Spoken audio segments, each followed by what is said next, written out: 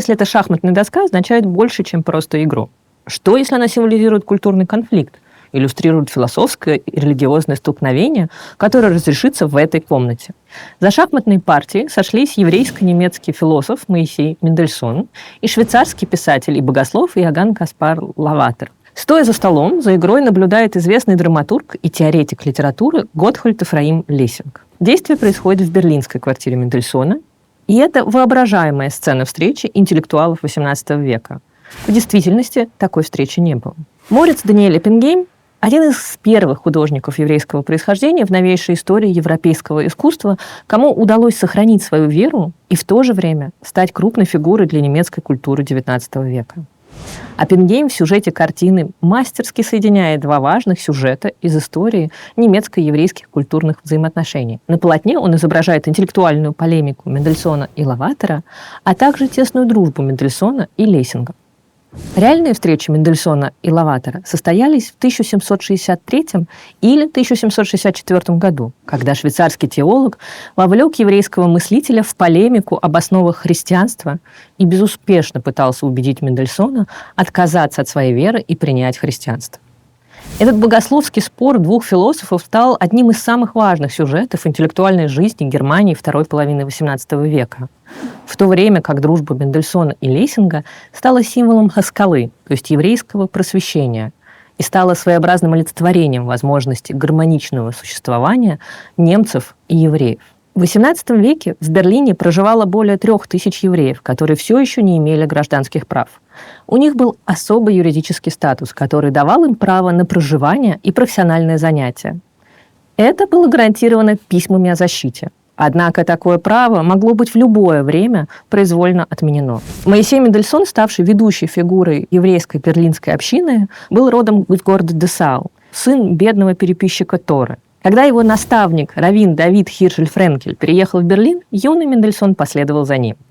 Работая бухгалтером в еврейской шелковой фабрике, он выучил латинский, греческий, немецкий, французский и английский языки.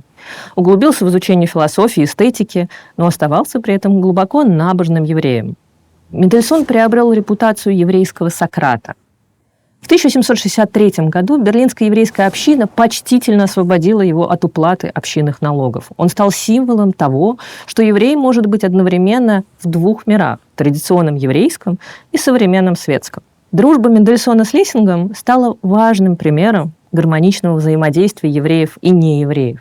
Писатель и поэт Фридрих Николай, обращаясь к Лессингу, говорил: «Я обязан Мендельсону самыми радостными часами прошлого зимнего и летнего сезонов. Я никогда не уходил от него, не став лучшим или более ученым.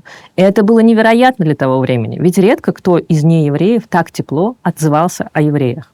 Картина, про которую сегодня пойдет речь, была написана в 1856 году. Она фактически отражает идеи, вдохновленные трактатом Лессинга «Лаокон», в котором немецкий мыслитель рассуждает о независимости живописи от поэзии, об ее роли в расширении повествовательных процессов через пространство. Именно эта идея воплощена в картине Оппенгейма. Сегодня картина находится в коллекции «Магнус», еврейском музее университета Беркли в Калифорнии. Ее хранитель и куратор Франческо Спаньоло в 2016 году посвятил одной этой работе большой исследовательский и выставочный проект. Каждая деталь работы Оппенгейма является визуальным ключом к сюжету. Давайте их рассмотрим. Над 3 мужчинами висит бронзовая лампа, которая сочетает в себе люстру в верхней части и в нижней части масляную лампу, используемую, соответственно, для освещения и для ритуальных церемоний в шаббат и другие еврейские праздники. Справа в комнату входит женщина, неся поднос с 3 чашками кофе. Ее идентифицируют как жену Мендельсона Фромет Гугенхайм. Над дверью в дверной раме выгравирована еврейскими буквами цитата из Второзакония: «Благословен ты при входе твоем, и благословен ты при выходе твоем». Надпись одновременно указывает на тесную дружбу Мендельсона и Лессинга и в то же время является ироничной ремаркой по поводу сложных отношений Мендельсона и Лаватера. Его шляпу и трость мы видим в нижнем правом углу картины. На заднем плане стоит книжный шкаф, заполненный книгами разных форматов. Размеры книг могут быть отсылкой к составной структуре интеллектуального мира Мендельсона, в котором высокие еврейские религиозные тексты, особенно Талмуд, беспрепятственно существуют вместе с обычными по размеру светскими, философскими.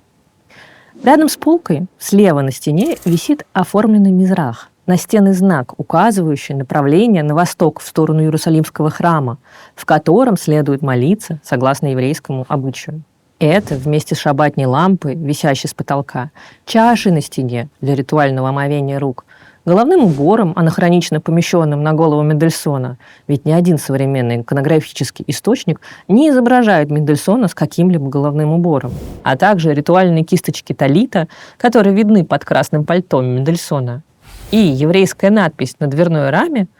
Все это вместе можно рассматривать как попытки художника интерпретировать привязанность Мендельсона к иудаизму через призму канонов еврейского благочестия, которые доминировали в середине XIX века, когда была написана картина. Лаватер держит руку на открытой книге, на страницах которых художник написал имя Бане.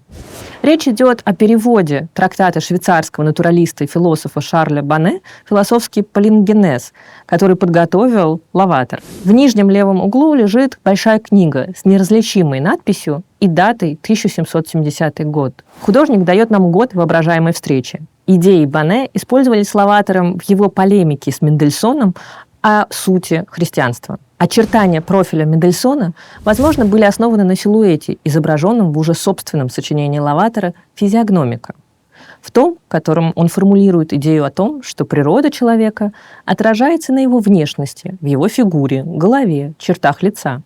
Это довольно ироничный ход художника. Ведь в своем труде Лаватер описывает Мендельсона как общительного, блестящего человека с поразительными глазами, человека с острым взглядом, изысканным вкусом и широкими знаниями, откровенного и открытого сердца, завершив похвалу пожеланием, чтобы Мендельсон мог признать наряду с Платоном и Моисеем распятую славу Христа. Давайте вернемся к визуальному центру картины. Шахматная доска, находящаяся в центре между тремя персонажами, вызывает ассоциации с драмой Лессинга «Натан Мудрый», где главной темой становится интеллектуальный диалог и религиозная терпимость. События пьесы разворачиваются в Иерусалиме во времена Третьего крестового похода. Пьеса строится вокруг встречи просвещенного султана Саладина с представителями трех монотеистических религий. Игра в шахматы является любимым занятием султана и постоянно возникает в диалогах главных героев. Персонаж еврейского торговца Натана был основан на образе Моисея Мендельсона. На картине шахматная доска также служит визуальной игрой. Красными играет Лаватер, белыми — Мендельсон. Мы видим, что белые ставят шах и мат красным. Так художник Оппенгейм изобразил интеллектуальное превосходство Мендельсона и Лессинга по сравнению с позицией Лаватера. С вами была Лия Чечек, программа «Бог в деталях». Смотрите наше следующее расследование через неделю и подписывайтесь на наш канал «Идеи без границ».